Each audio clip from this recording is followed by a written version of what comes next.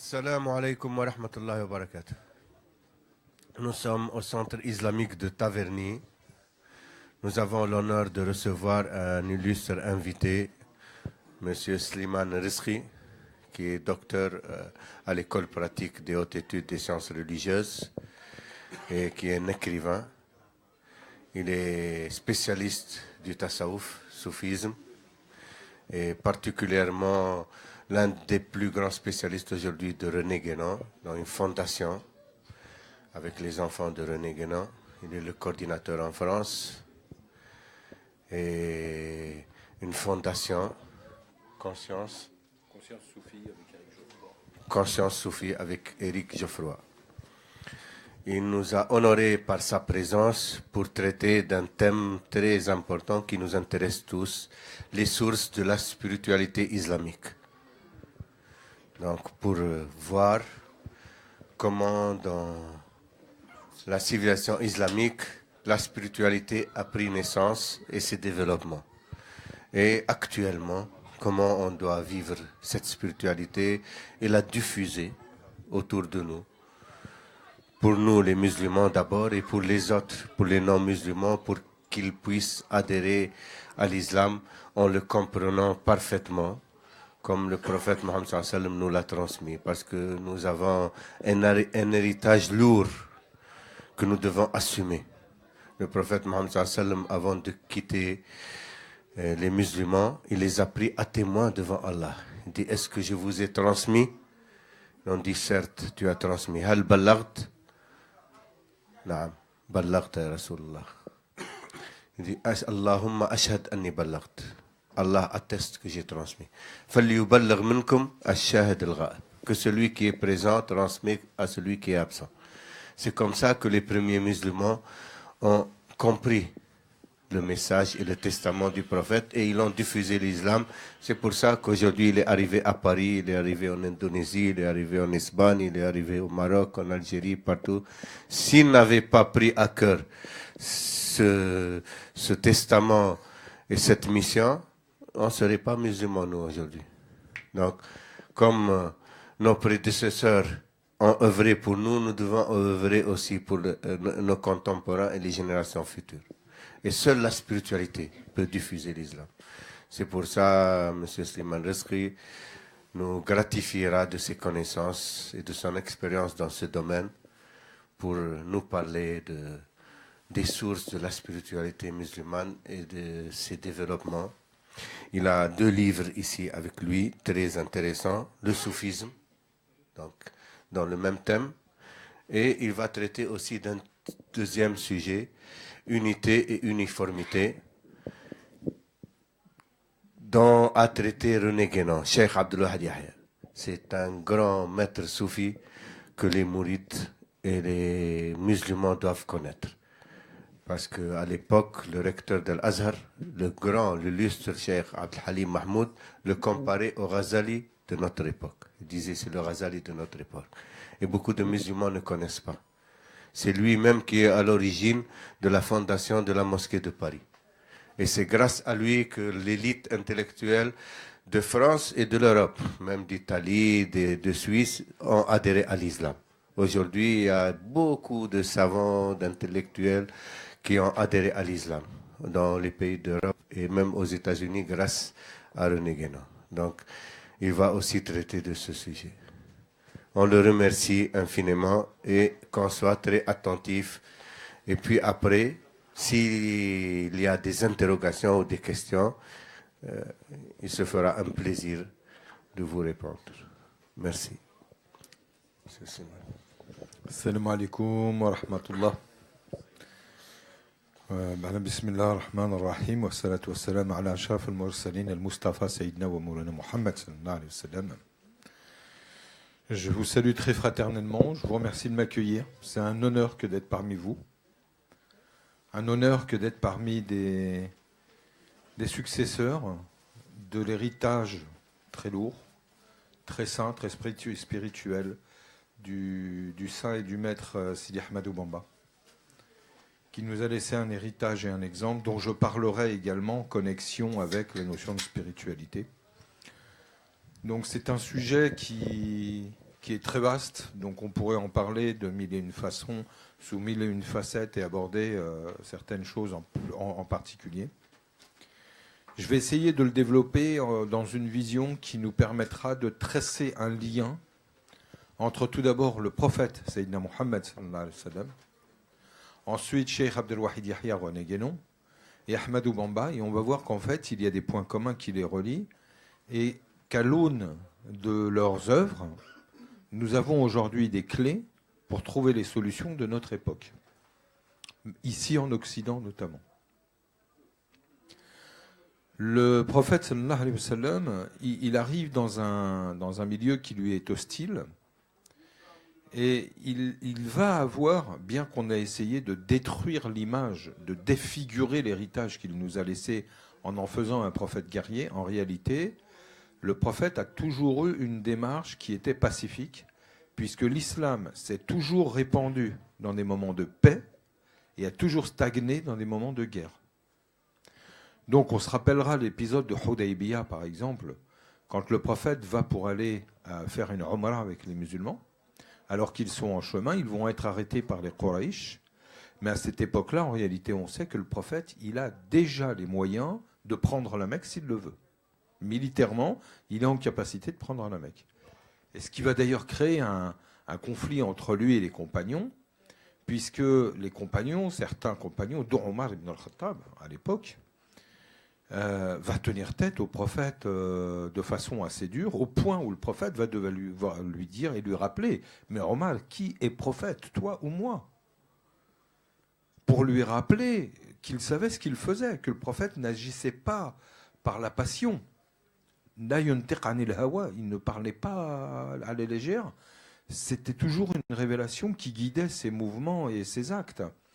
Et donc, il va signer un traité de paix, le fameux traité de Hudaybiyah, en privilégiant la paix, quitte à faire des concessions. Pourquoi ?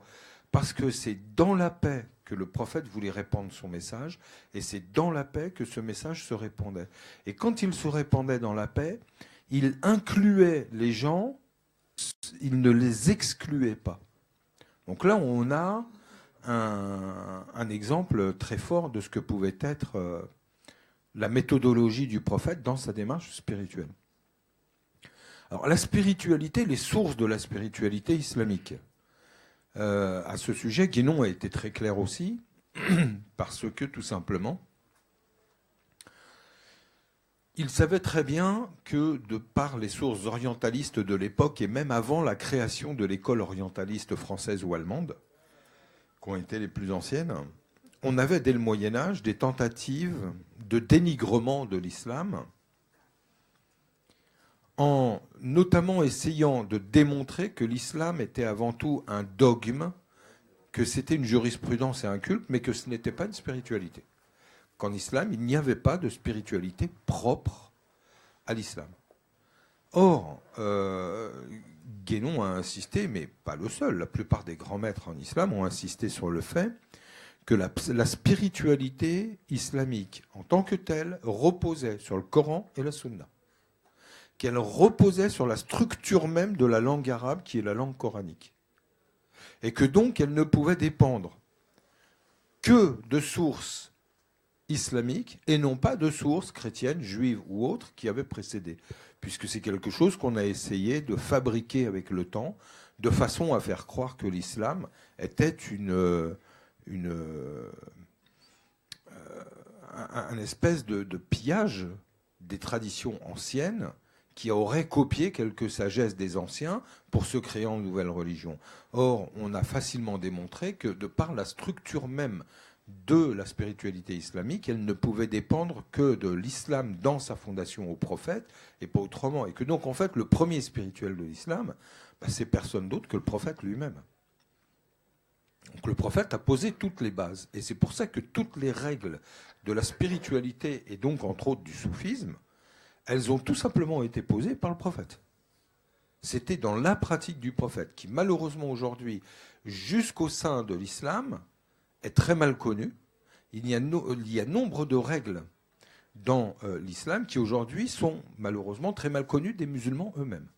Par exemple, il y a un verset qui dit « Fasabbih bismi rabbika wa tabattil ilayhi tabtila » C'est un verset sur lequel on appuie beaucoup, notamment la pratique de la khalwa et du dhikr intense. Eh bien, aujourd'hui, dans la grande majorité des milieux islamiques exotériques, ce sont des versets qui ne sont ni compris ni appliqués. Or, pourtant là, on est bien dans le cadre d'une source coranique qui dépend du prophète et de l'islam uniquement, et que d'eux. Donc la notion des sources, en fait, on s'apercevra que très rapidement, il va y avoir une conscience chez la plupart des grands maîtres, et même parmi les tout premiers. On a par exemple Abul Qasim al-Junayd qui va, par exemple, à son époque, très rapidement, dire « Toute porte est fermée pour aller à Dieu, si ce n'est celle de Muhammad Rasulullah ». Donc qu'est-ce que ça veut dire? Ça veut dire que même un maître de la qualité de Junayd, ce que lui faisait, c'était d'emmener jusqu'à la conscience du prophète en tant que verbe immuable, en tant que prophète qui transcende son humanité et dont la fonction reste valable jusqu'à nos jours. Quand le Coran nous dit à propos du prophète qu'il a été envoyé comme miséricorde universelle, Rahmatan lil alamin. Le terme al-alamin, que certains orientalistes essayent de dégrader aujourd'hui pour en faire quelque chose de local, d'historique et de circonstancié dans le temps et dans l'espace, en réalité, pour quiconque maîtrise un minimum la langue arabe, on sait pertinemment qu'al-alamin, c'est ce qui transcende toutes les limites, dans le temps et dans l'espace. Ça veut dire que la fonction du prophète, j'ai été envoyé pour l'humanité tout entière, elle est valable pour tous les hommes, où qu'ils soient, et à quelque moment que ce soit, c'est-à-dire pour aujourd'hui encore.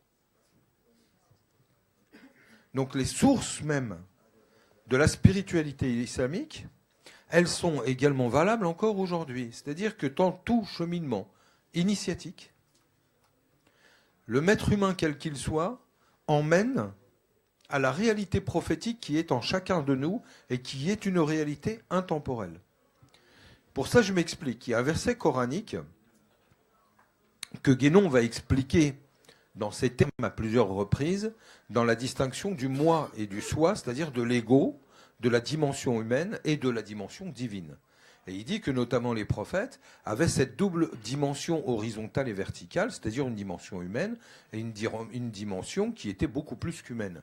Et il y a un verset coranique qui dit « Bismillah ar-Rahman ar-Rahim, Tarahum yanduruna ilayk wa hum la yubsirun » Tu vois, ils te regardent. Et là, donc, Dieu parle à propos du prophète. Il dit, tu les vois. Tarahum yanduruna ilayk. Tu les vois, ils te regardent. Et pourtant, ils ne te voient pas. Wahum la yubsirun. Comment ça se fait qu'ils regardent le prophète et qu'ils ne le voient pas? Parce qu'ils voient bien son corps, mais ils ne voient pas sa réalité qui est la prophétie. Et la prophétie est quelque chose qui n'est pas perceptible par cet œil-là, c'est quelque chose qui est perceptible par le cœur. Et c'est ça le sens de la spiritualité même. Or, cette dimension du prophète qui est perceptible par le cœur et non pas par l'œil, cette dimension, aujourd'hui, elle existe et elle est encore valable. Dans l'initiation, il y a des rites qui vous permettent d'être en relation avec cette dimension de la prophétie et de recevoir un enseignement du prophète, mais mieux encore, un enseignement d'Allah. Allah nous dit dans le Coran à plusieurs reprises, et c'est ce que Guénon va appeler l'intuition intellectuelle directe, c'est la capacité de recevoir des enseignements par Allah directement. Comment nous dit le Coran? Fattaqullah yu'allimukumullah.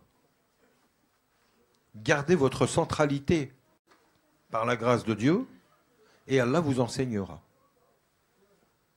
Yu'allimukumullah. Allah, là, part d'un enseignement direct. Il dit au prophète, Sanuqri'uka, falatansa. Sanuqri'uka, Allah dit, c'est nous qui allons t'enseigner. C'est pas le voisin, c'est pas quelqu'un, c'est nous directement. Cette notion-là, Guénon va la qualifier d'intuition intellectuelle. Il va la qualifier d'inspiration, ilhem. Le wahy, dans le cas de la prophétie, mais pas seulement, puisqu'on va s'apercevoir que le wahy a été accordé à d'autres que des prophètes. C'est-à-dire qu'il a été accordé, par exemple, aux apôtres de Sina Isa, quand il dit « Wa awhayna ila al-hawariyun ». Le wahy a été accordé aux montagnes également, mais aux abeilles, à certains animaux, à la mer de Sidna Moussa. L'inspiration de mettre l'enfant dans un berceau d'osier et de le mettre sur le Nil lui est venue par wahy. Le Coran emploie le mot de wahy, qui est une révélation. La différence qu'il y a entre ces révélations prophétiques et celles aux autres êtres humains ou non humains, comme les montagnes ou les animaux, c'est que la révélation qui est faite au prophète, elle comporte une législation, nubuwat at-tashri'. Elle comporte une prophétie de législation, ils amènent une législation. Ce que nous, êtres humains, lorsque nous recevons cette intuition, ne faisons pas, car les lois ne dépendent que des prophètes et que d'eux uniquement, pas de nous. Ce que Guénon va appeler l'intuition intellectuelle, qui est le fruit de l'initiation. Or, le soufisme est par excellence la voie de l'initiation. Donc c'est ce qu'on va recevoir par le biais du prophète dès le début, par le biais de règles qui vont être fixées une fois pour toutes et qui sont valables, encore une fois, jusqu'aujourd'hui. On voit bien, par exemple, Cheikh Sidi Ahmed Bamba, comment s'appelait-il? Khadim Rasoulillah. Il était en contact avec le prophète. Sallallahu alayhi wa sallam. Les enseignements et les connaissances qu'il a pu avoir, c'est parce qu'à un moment donné dans son travail, il s'est élevé jusqu'à la relation au prophète.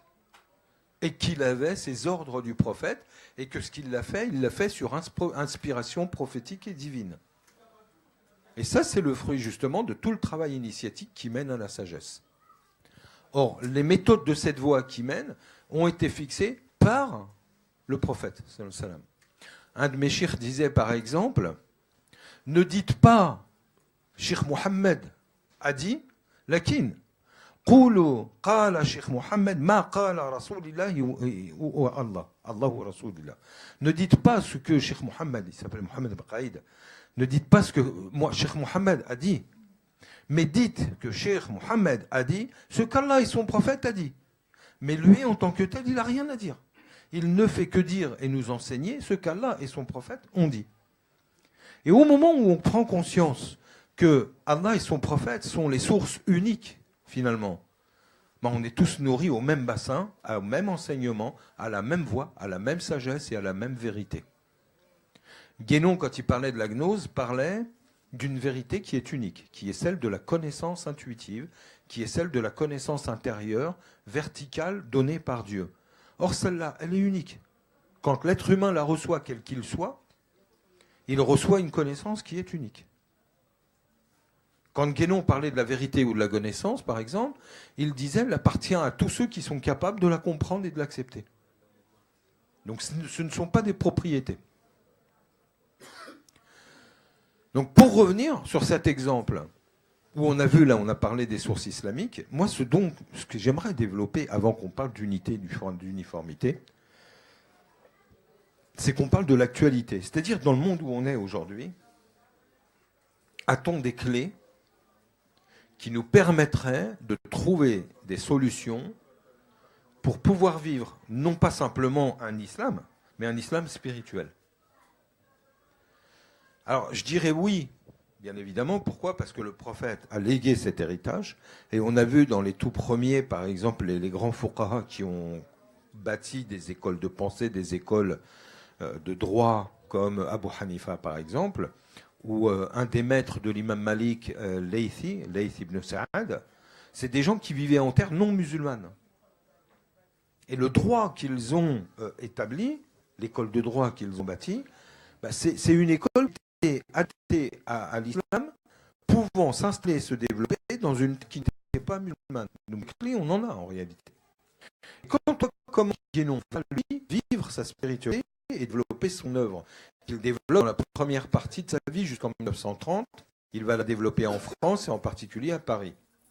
À partir de 1930 jusqu'à sa mort en 1951, il va la développer au Caire, en Égypte. Je reviens, il y a 3 jours avec son fils, où on a eu la chance justement d'aller voir son maqam, sa tombe, de visiter sa maison à nouveau. Qu'est-ce qu'il fait? En fait, il vit une spiritualité intérieure dans sa verticalité, c'est-à-dire dans l'anonymat extérieur.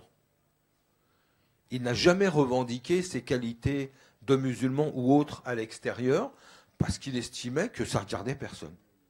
que sa spiritualité, il la vivait avec Dieu. Alors, il ne cherchait pas à se cacher plus que ça, mais il ne cherchait pas non plus à se montrer plus que ça.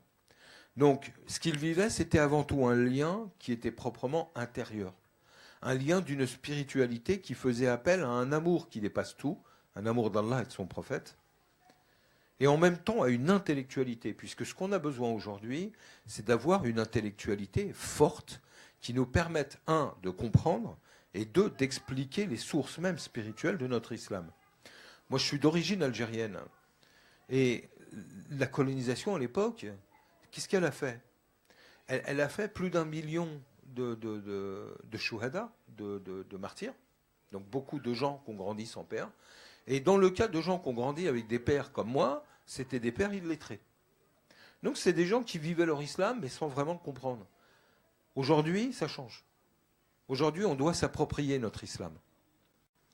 On doit être capable de le comprendre, on doit être capable de l'exprimer, on doit être capable de le vivre. Or, pour ça, Inch'Allah, on a eu des maîtres. On a eu Cheikh Abdel Wahid, on a eu Cheikh Sidi Ahmadou Bamba. On a des maîtres qui nous ont laissé des enseignements, qui nous ont laissé des traces, un modèle, et ces modèles, il faut savoir les répéter. Vous connaissez bien mieux que moi l'héritage et la vie de Sidi Ahmadou Bamba, mais qu'a-t-il fait ? Il a fait l'inverse de tout ce que faisaient les êtres humains à son époque. Il y avait un exode rural, les gens partaient des campagnes pour aller à la ville. Lui, il a dit, on va faire l'inverse. Puisque les campagnes sont désertées, on va quitter la ville et on va retourner à la campagne. On va réinvestir la terre. Et en réinvestissant la terre, de quoi dépendait-il ? Il dépendait de la terre. C'était donc avant tout de l'élevage, de l'agriculture. Il dépendait de quoi d'autre ? De l'eau et du soleil. Parce que pour que ce soit les bêtes, que ce soit les végétaux, les plantes, pour qu'elles puissent à un moment donné vivre, la terre n'est pas suffisante, il faut de l'eau et du soleil. Mais les trois, la terre, l'eau et le soleil, appartiennent à qui ? Et dites-moi, qui ça appartient ? À Allah. Donc qu'est-ce qu'il a fait en faisant ça, Sidi Ahmadou Bamba ? Il s'est remis dans les mains de Dieu, il ne dépendait que de Dieu et non plus des hommes. Tout à l'heure, Sifahmi me racontait une histoire à propos de Sidi Abdel Hassan al-Shadili. Le jour où il a eu son fatre à Chadala, en Tunisie, quand Allah lui a dit « Demande-moi ce que tu veux », qu'est-ce qu'il a demandé ? Il a demandé « Rends-moi indépendant à l'égard des hommes. Rends-moi autonome et ne me fais jamais dépendre d'un être humain. » Quand on ne veut pas dépendre d'un être humain, on doit dépendre de qui ? Parce qu'on dépendra tout le temps de quelqu'un, nous ne sommes pas Dieu. Donc on devra toujours dépendre de quelqu'un. De qui se mettons en dépendance ? De Dieu. Alors qu'est-ce qu'il a fait, Sidi Ahmadou Bamba, quand il est retourné en province et qu'il a investi les terres ? Il a fait ce que nous devons faire aujourd'hui. Nos solutions, elles sont là aujourd'hui. Il appelait ça le djihad vert. C'était pas un djihad violent, c'était un djihad de paix. Donc c'était le djihad que le prophète avait fait. Donc en soi, il a été bâti sur le modèle prophétique. Et qu'est-ce qu'il fait ? Il réinvestit ce qui dépend de Dieu et que de Dieu. La terre, l'eau, de pluie et le soleil. Aujourd'hui, que l'on soit en France ou autre part, c'est exactement la même chose. En France, vous avez des terres en province, des hectares agricoles qui ne coûtent rien du tout. C'est des hectares. Là, il y a de quoi installer, il y a de quoi faire des communautés, il y a de quoi faire des villages, il y a de quoi faire des choses extraordinaires. Comme il a fait, travailler la terre, après-midi, Coran, Sunna, Hadith, Tafsir, Lora. Il y a des gens, certains parmi vous, c'est fameux, capables d'enseigner les enfants, les adultes, de donner, de produire une connaissance qui soit vraie et réelle. Et tout ça dans quoi ? Dans la paix. On n'embête personne, on ne cherche rien après personne, on ne dépend de personne. Aujourd'hui, c'est réalisable, c'est entre nos mains. Pourquoi ? Parce que ces gens-là ont eu l'inspiration divine et nous ont laissé le modèle, nous ont laissé les enseignements et nous ont dit comment faire, où sont vos solutions. Dans le Coran, on nous dit « Laqad kana rasulillah uswatun hasana ». Laqad kana lakum fi rasulillah uswatun hasana. Il y a certes pour vous dans l'envoyé d'Allah, Sayyidina Rasulillah sallallahu alayhi wa sallam, il y a uswatun hasana, un modèle excellent. Or, un modèle est quelque chose qui est là pour nous inspirer. Ce n'est pas quelque chose qui est inatteignable, qu'on regarde comme étant magnifique, mais on sait qu'on n'arrivera jamais à le faire. Par exemple, si on nous disait que le fait d'avoir ouvert la mer Rouge, comme l'a fait Sayyidina Moussa, était un modèle, c'est un modèle qu'on ne pourrait pas copier, puisque quel être humain pourrait ouvrir la mer Rouge? Il n'y en a pas beaucoup. Hein. Alors que le prophète, sallallahu alayhi wa sallam, qu'est-ce qu'il a fait? Il a construit sa tradition avec des moyens humains. Il s'est entouré comme vous, il s'est entouré d'êtres humains, il leur a enseigné, il leur a demandé de l'aide, il leur a demandé aidez-moi à bâtir quelque chose. Or, comment ils l'ont bâti? Ils l'ont bâti en mode humain. Ils n'ont pas fait de miracle, ils ont travaillé. Ils ont su s'unir. Allah dit dans le Coran, c'est lui, Allah, qui a su unir vos cœurs. Un être humain ne peut pas unir les cœurs. Ça, c'est un miracle. Vos cœurs sont unis. Vous, les mourides, vous êtes un exemple. Regardez à quel point vous êtes unis. Aujourd'hui, dans le monde, le sport national, c'est la division. C'est de se diviser. C'est de ne pas s'entendre. Ça me rappelle une histoire. 2 amis, 2 frères, qui ont vécu ensemble pendant longtemps, qui commerçaient, etc. Un jour, il y en a un qui est mort. Et la maman, l'épouse, la veuve, a dit, s'il te plaît, prends le fils à la place, il va continuer à la place de son père pour faire le commerce. Ils sont partis, ils ont fait un voyage. Quand ils sont revenus, l'ancien ami, donc de celui qui est mort, il a pris le fils, il l'a ramené à sa mère, il lui a dit, tiens, éduque-le, fais-en un homme comme était son père, je le reprendrai. Mais là, j'en veux plus. Il a lui demandé pourquoi tu veux pas de lui? Il dit, parce que quand j'étais avec son père, quand on posait à manger, il me donnait toujours la meilleure part. Quand il fallait aller dormir, il dormait le dernier. Quand il fallait s'occuper des animaux, il me disait, repose-toi, je vais m'en occuper. Et il lui a dit, toi, ton fils, il va dormir le premier. Quand il y a à manger, il prend toujours la meilleure part. Quand il faut s'occuper des animaux, il va dormir et puis il me laisse le faire. Ça, qu'est-ce que ça dénote, ça? Qu'est-ce que ça nous indique? Un manque d'amour. Ça, c'est un manque d'amour. On ne peut, quand on fait un bien pour quelqu'un, on le fait parce qu'on a dans le cœur un amour. Quand il n'y a plus d'amour dans le cœur, naît ce que Guénon appelle, dans la crise du monde moderne, il en parle, naît ce qu'on appelle l'individualisme, l'égoïsme. Rasoul sallallahu alayhi wa sallam, qu'est-ce qu'il dit? Il dit ummati, ummati, ummati. L'homme individualiste, il dit nafsi, nafsi, nafsi. Moi, moi, moi, moi. Les autres, il ne connaît pas. Aujourd'hui, unir des cœurs, c'est un miracle. Ça relève de la grâce de Dieu. On est aujourd'hui au XXIe siècle dans ce que Guénon appelait le monde moderne, c'est-à-dire le monde du chaos social. C'est le monde de l'individualisme et de l'égoïsme par essence. C'est le monde où on est coupé de verticalité par rapport à Dieu. On est incapable de s'aimer pour autre chose que des intérêts. Quand il n'y a pas d'intérêt, plus d'amour. Tant qu'il y a un intérêt, on vous aime beaucoup. Au moment où il n'y a plus d'intérêt, c'est fini. Quant à Allah, Shaitan va demander l'autorisation à Dieu d'égarer les humains. Allah va lui donner l'autorisation. Et Shaitan lui dit, Bi'izzatika, par ta puissance, je vais les égarer. Il lui dit, vas-y, mais qu'est-ce qu'il lui dit? Tu pourras en égarer, certes. Si ce n'est, il y a une condition, illa, ibadi al-mukhlasin. Mais sauf, mes serviteurs, le mukhlasin. Qu'est-ce que c'est que le mukhlasin? Le mukhlasin, c'est ceux, khalas, qui n'ont plus rien à perdre, qui ont tout donné, qui n'ont qu'Allah et son prophète dans le cœur, de qui on ne peut rien tirer parce qu'ils n'ont plus rien, si ce n'est Allah et le prophète. Ce sont des gens à qui on ne peut pas faire de chantage, parce qu'ils se moquent de tout. Ils n'ont aucun intérêt. Comme dit le Coran, il dit, Wala nuridu minkum jazan, wala shukura. De vous, on attend pas de récompense ni de salaire. Voilà, chocolat, même pas merci. On va vous nourrir.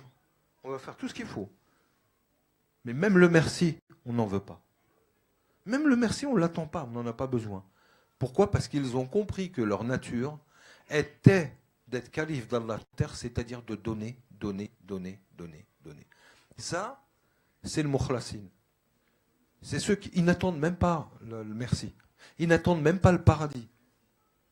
Un jour, Fariduddin Attar raconte l'histoire d'un homme que son ami vient voir et lui dit, tu sais, hier soir, j'ai fait un rêve.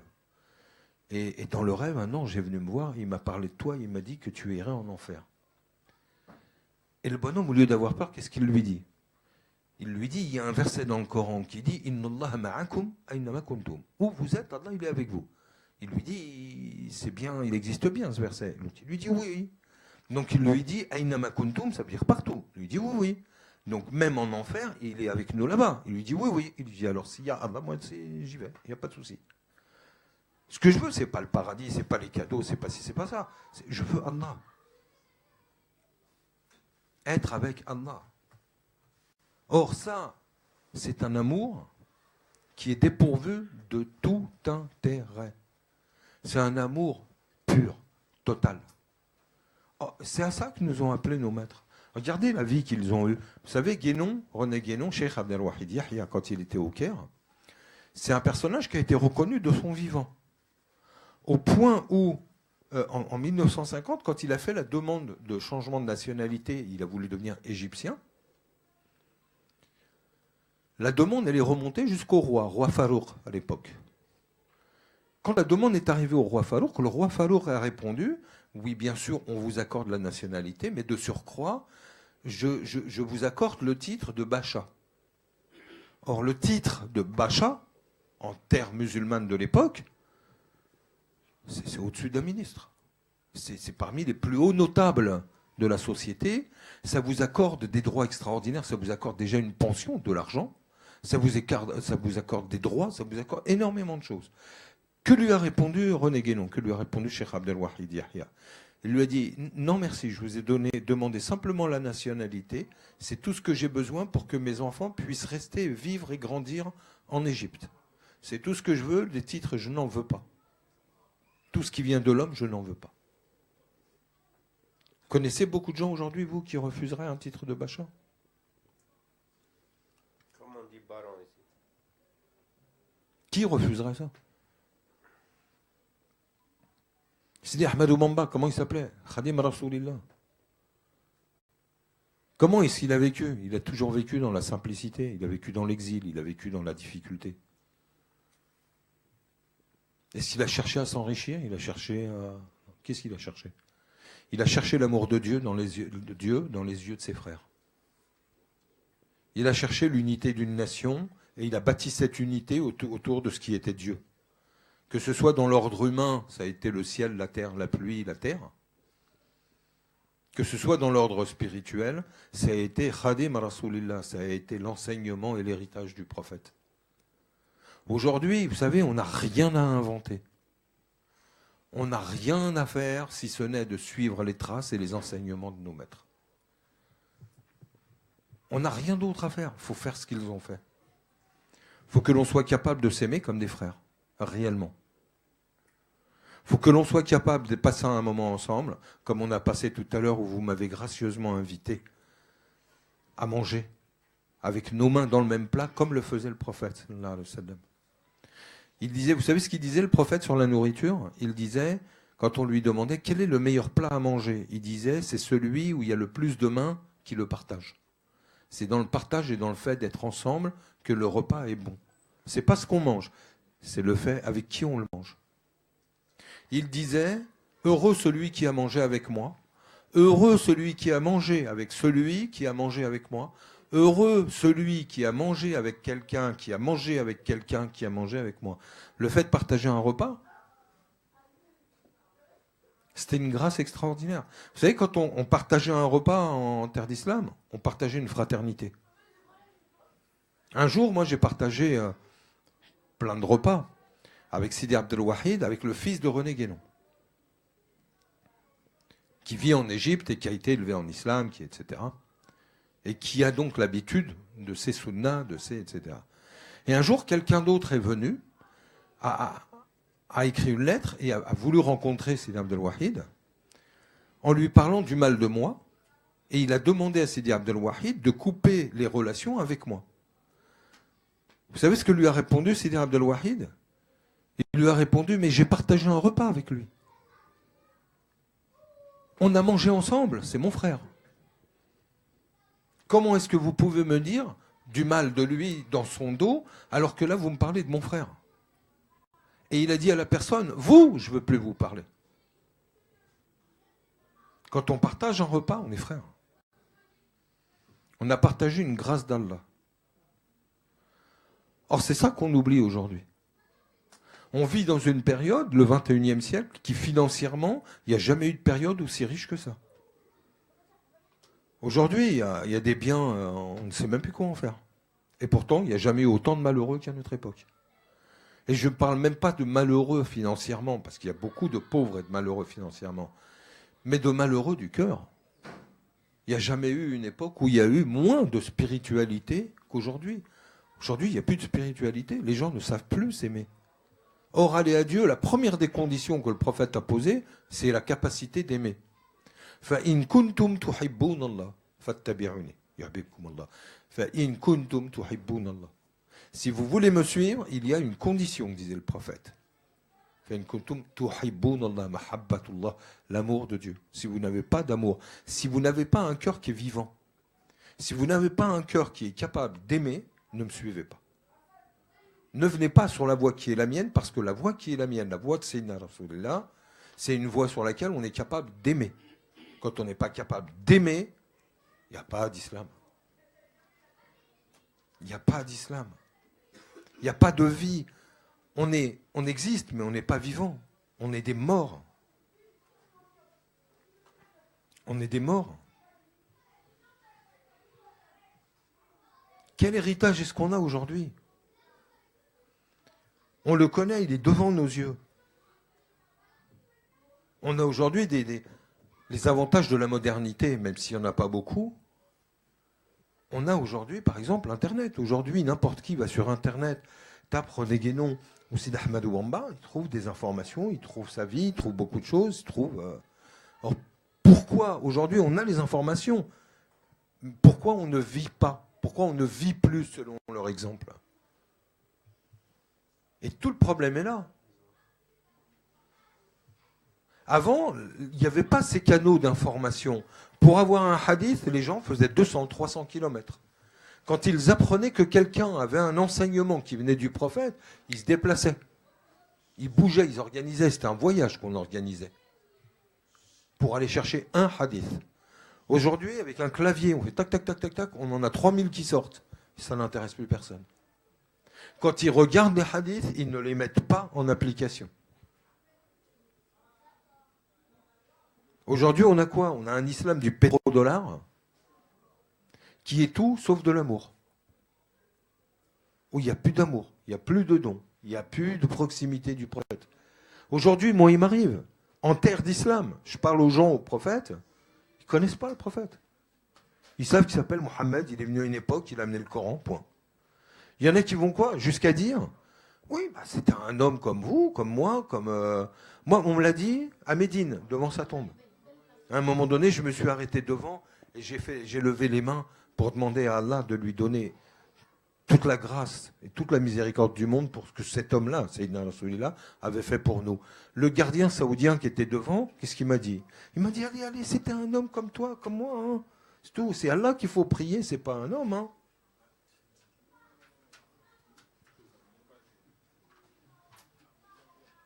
Ma antum illa basharun mithluna. Dans la sourate Yassine, quand un prophète se présente aux autres, qu'est-ce que les hommes disent? Mais qu'êtes-vous si ce n'est des hommes comme nous?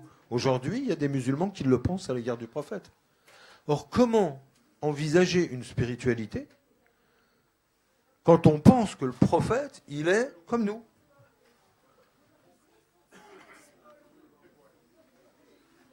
Des musulmans aujourd'hui ne connaissent pas le prophète.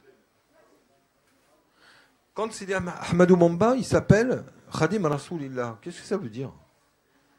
Ça veut dire qu'il connaissait le prophète mieux que ses voisins. Il connaît le prophète mieux que sa famille. Il connaissait son ascendance, il connaissait son ascendance, sa descendance. Il connaissait ses qualités, il connaissait ses vertus. Il connaissait son héritage, il connaissait sa vie. Il connaissait comment il mangeait, comment il s'habillait.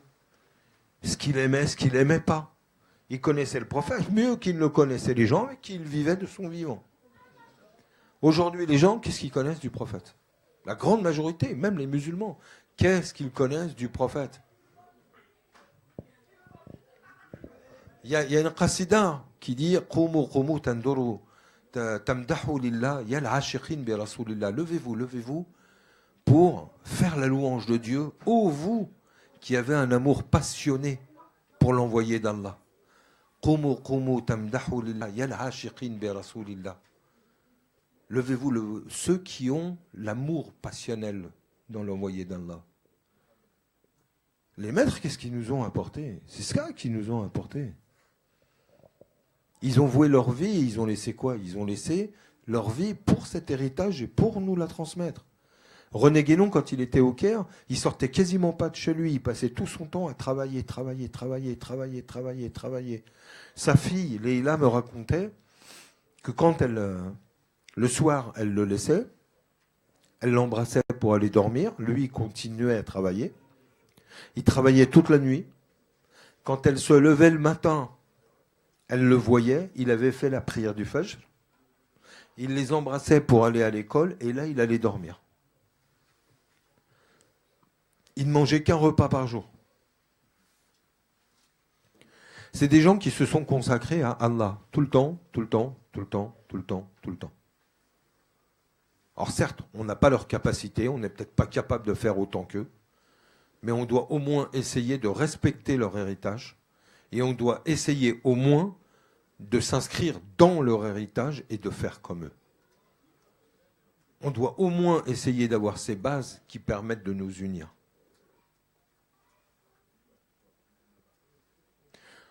On voulait parler de unité et uniformité.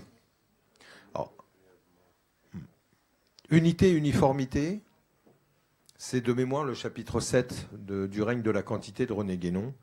Et c'est un chapitre qui m'a toujours parlé très fort, parce qu'il expliquait dans ce chapitre que unité et uniformité sont en fait deux termes complètement opposés et sont complètement antinomiques.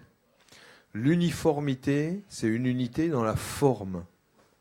C'est-à-dire, on s'habille pareil, on pense pareil, on marche pareil. Le summum de l'uniformité, c'est les militaires. Ils sont tous habillés pareil, ils marchent tous au même pas, ils s'arrêtent tous en même temps, ils tiennent tous la tête en même temps. C'est vraiment le monde de l'uniformité. Aujourd'hui, dans la mondialisation, on est dans le monde de l'uniformité. C'est-à-dire qu'on a un Occident qui s'est autoproclamé comme norme de l'humanité et qui se débrouille par la force pour faire vivre toute l'humanité selon des codes et des lois occidentales. Là, on est dans l'uniformité. L'unité, qu'est-ce que c'est? À l'inverse. L'unité, c'est d'avoir des valeurs de base, des valeurs de fond qui sont les mêmes. Amour de la liberté, du respect, de la justice, de la paix. Toutes ces valeurs qui font de nous des êtres humains. Mais par contre, on peut les vivre différemment. On peut s'habiller différemment, on peut manger différemment, on peut parler selon des langues différentes. On peut aimer des choses différentes. On peut avoir des modes de vie et des codes de vie différents, tout en ayant des valeurs communes. C'est-à-dire que l'unité, elle est intérieure, alors qu'extérieurement, on a une diversité, et une pluralité, une multiplicité. Alors que dans l'uniformité, on a extérieurement une unité. On a beaucoup de codes qui permettent de nous reconnaître extérieurement, alors qu'intérieurement, on est dans une division complète. Je prends un exemple. Vous prenez un mot qui va décrire une valeur universelle. L'unité veut que l'on en donne la même définition quand on parle, mais qu'on puisse la vivre différemment. Alors que l'uniformité va faire que l'on va en donner des définitions complètement différentes. C'est-à-dire que le mot, dans la forme, dans l'apparence, on a le même. Par exemple, on prend le mot bonheur. Est-ce que tout le monde est pour le bonheur? Tout le monde va vous dire oui. Et quand vous leur donnez une feuille et un stylo et vous leur dites « dites-moi ce qu'est le bonheur », eh bien, ils vont tous avoir des définitions différentes. Il n'y a rien qui les rattache à un principe commun. Il y a quelques années, il y a, je sais pas, 6-7 ans à peu près, sous l'ère Sarkozy, il y a eu, à un moment donné, toute une politique qui tendait à définir ce qu'était l'identité nationale en France. Eh ben, on a été incapable de donner une définition. Au contraire même, on se donnait une définition par rapport aux autres civilisations, et notamment l'islam. Alors qu'en islam, même si on va le vivre de façon complètement différente, comme je le disais tout à l'heure, que ce soit un islam vécu en Europe ou en Afrique, Afrique du Nord, Afrique du Sud, ou que ce soit en Indonésie ou l'Extrême-Orient, l'islam, il est vécu, tu es bien placé puisque tu as vécu, il est vécu de façon complètement différente. Pourtant, les bases. Tu vas voir un Indonésien et tu vas voir un Marocain, par exemple. Un qui est à l'extrême occident et l'autre à l'extrême orient. Tu vois un qui est en Écosse et un qui est en Afrique du Sud, c'est-à-dire un complètement au sud et un complètement au nord, et tu leur dis quel est le cœur de votre identité musulmane, tous vont dire La ilaha illallah, Muhammad Rasulullah. On n'a pas d'hésitation. On a une identité qui, du nord au sud, de l'est à l'ouest, est exactement la même. C'est dans la façon de le vivre qu'on a une diversité. Or, cette diversité, c'est notre richesse. C'est parce qu'on est différents les uns des autres que l'on peut s'apporter mutuellement les uns des autres. Mais sinon, on est quoi? On est des clones. On est des photocopies. Or, l'islam, il veut tout sauf ça. Il veut que l'on soit différent. Pourquoi? Parce qu'on est différent, et dans cette différence, inna akramakum indallahi atqakum. C'est dans cette différence que l'on peut s'apporter mutuellement des choses. Moi, j'ai passé quoi? On a passé quoi? 1 heure ensemble tout à l'heure à manger. Tu m'as appris des choses. Je m'assois avec toi, j'apprends des choses. Je m'assois avec mes frères là, je vais apprendre des choses. Et c'est parce qu'on a cet échange et cet apport mutuel qu'à chaque fois qu'on se voit et que l'on se quitte, on repart plus riche. Merci beaucoup.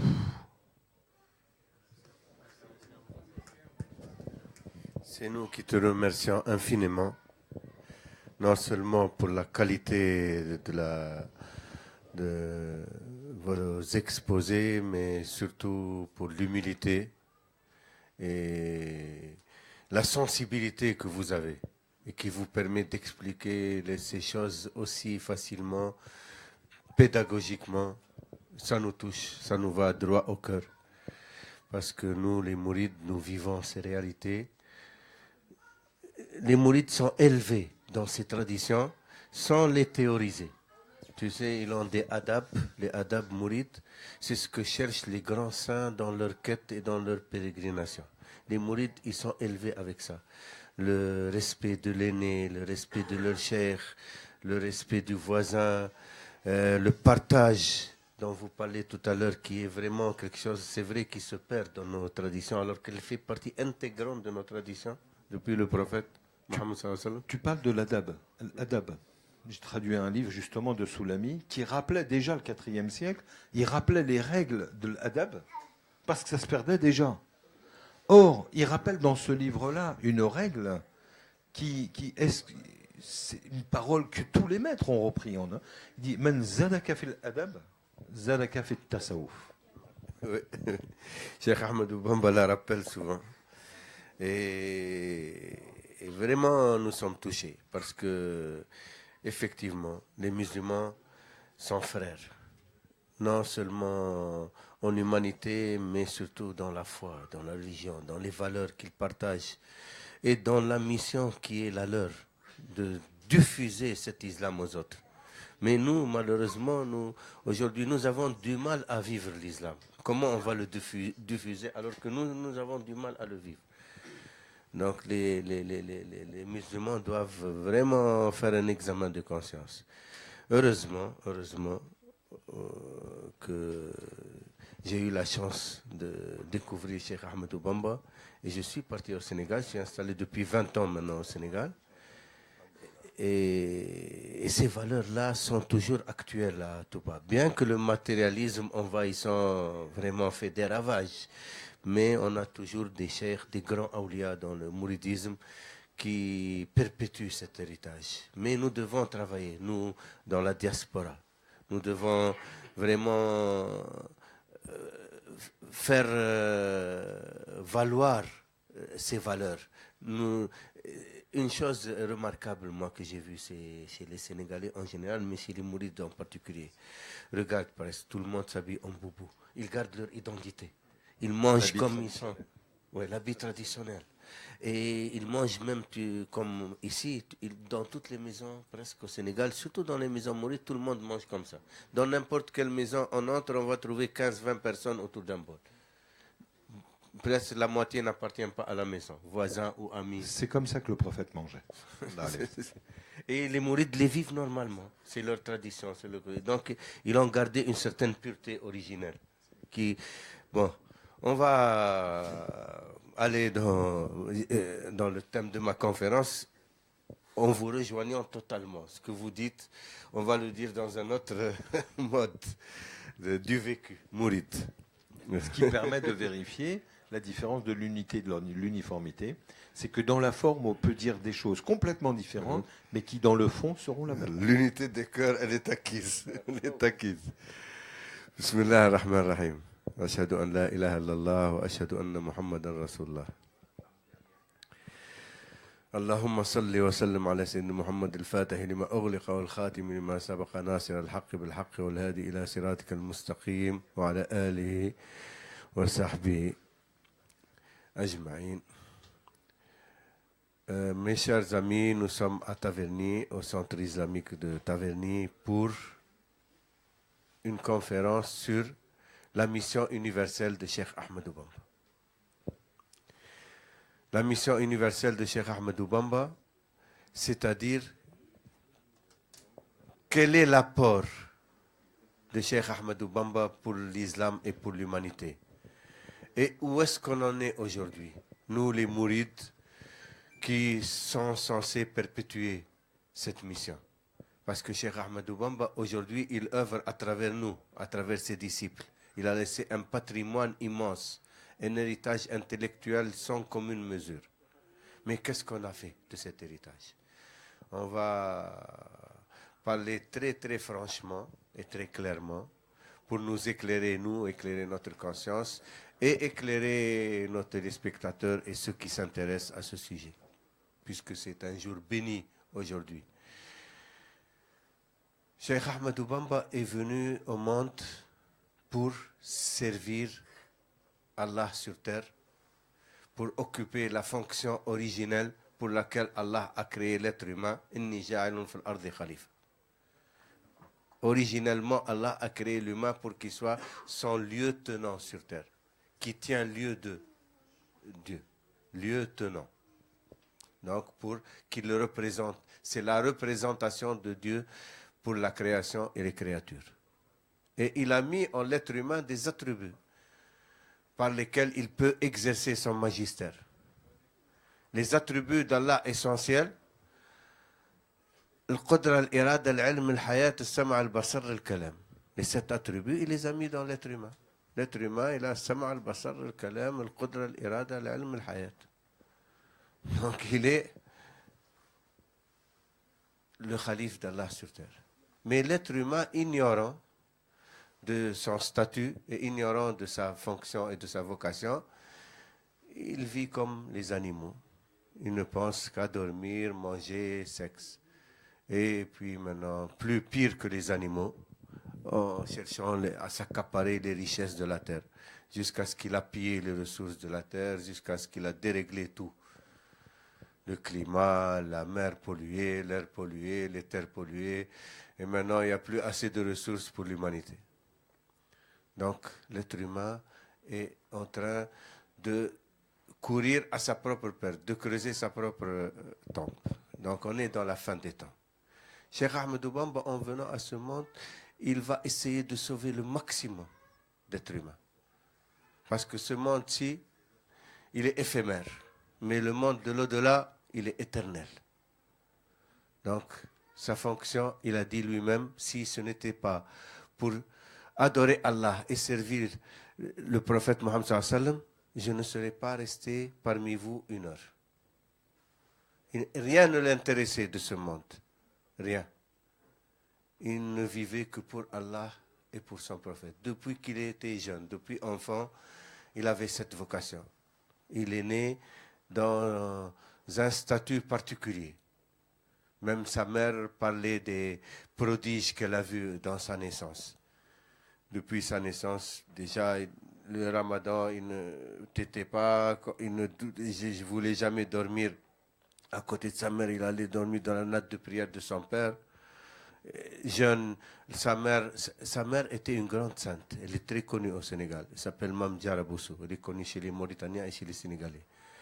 Et elle lui parlait beaucoup des saints. Sa mère est descendante de Cheikh Abdel Qadir Jilani. Il est shérif de père et mère.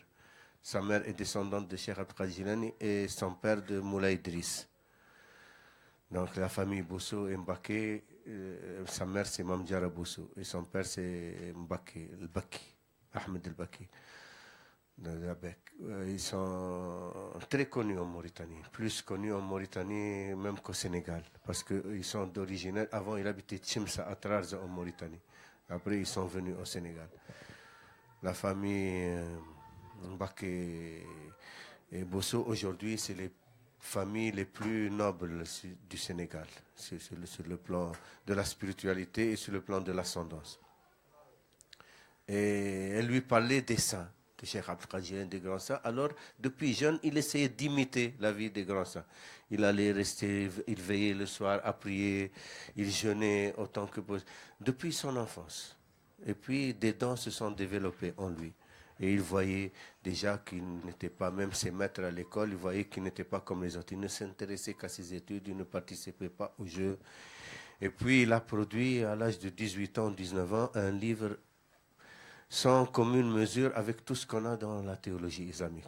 C'est un commentaire de l'Aqida de Snoussi, l'Aqida al-Barahin, mais augmenté, enrichi, il fait 620 vers, avec des précisions qu'on ne trouve nulle part ailleurs, surtout sur les anges, surtout sur les jours du jugement. Et son père était étonné. Son père était l'un des plus grands savants du Sénégal, et il était étonné de la production de son fils. Il a mis le livre de son fils en remplacement de tous les autres livres de la théologie. Il n'avait pas 20 ans à l'époque. Après la mort de son père, il est parti en Mauritanie pour 8 mois et il a visité les plus grands saints. Mais ce n'était pas pour apprendre. Il cherchait quelqu'un qui lui prend par la main pour le conduire à Allah. Et il a pris le Wurt Qadr, le Wurt Chadili, le Wurt Tijan. Il utilisait les 3 Wurts. Quand il est revenu, il n'avait pas trouvé vraiment ce qu'il cherchait, mais il utilisait les Wurts. Il se rattachait avec le Wurt. Le prophète Mohammed sallallahu alayhi wa sallam lui est apparu. Et il lui a dit, dorénavant, éduque tes compagnons par la volonté spirituelle et non seulement par l'enseignement didactique. Rabbi ashabaka bil himma wa la turabbihum bid darsi faqat. C'est là qu'a pris maintenant naissance la tariqa mouridiyya. C'est himma et ta'lim. À l'époque, c'était seulement ta'lim. Les gens apprenaient le Coran, les sciences, les fiqh, à côté de lui que des étudiants savants. Maintenant, avec la himma, la spiritualité, c'est devenu la khidma. Et puis maintenant, son groupe faisait exception à l'époque. Même il avait des conflits avec sa propre famille, parce qu'il avait un de ses disciples qui avait des dons prodigieux, Cheikh Ibrafal. C'était le serviteur dévoué, zélé. Lui, il disait que personne ne devait diriger la prière quand Cheikh Ahmadou Bamba est là. Alors qu'il y avait des aînés, même ses frères aînés et d'autres et tout. Donc il commençait quand Cheikh Ahmadou Bamba faisait ses ablutions, il venait prendre l'eau, le sable, il se frottait avec. Il ne faisait que servir le Cheikh. Il disait que c'est ton fou là, il ne peut pas rester avec nous. Un jour, il était entré dans la mosquée. Sirine Diatara, Mustafa Diatara m'a raconté, c'est son grand-père qui officiait à l'époque. Alors, quand il allait diriger la prière, Cheikh Ibrafal l'a pris sur le dos, là, il l'a sorti. Il dit, personne ne dirige la prière devant. Il a dit, écoute, tu ne peux plus rester là. Cheikh Ahmadou Bamba a dit, on va dans la brousse. Là, il commence à entrer dans la jungle. Il a fondé un petit village qui s'appelle Dar Salam. C'est le petit village qu'il a. Après, il a fondé Touba. Et là, les gens commençaient à affluer parce qu'ils voyaient sur ces talibés les adab. Ils voyaient la lumière, ils voyaient l'abnégation, l'altruisme, les vertus et les gens commençaient à venir. Et c'est là maintenant que commençait la voie mouride. Il y a eu à l'époque la colonisation française, tous les résistants ont été neutralisés. Il restait les deux rois, Latjor et Al-Bourinjaï. Ils voulaient faire le djihad. Ils demandaient à Cheikh Ahmadou Bamba de déclarer le djihad. Il avait refusé.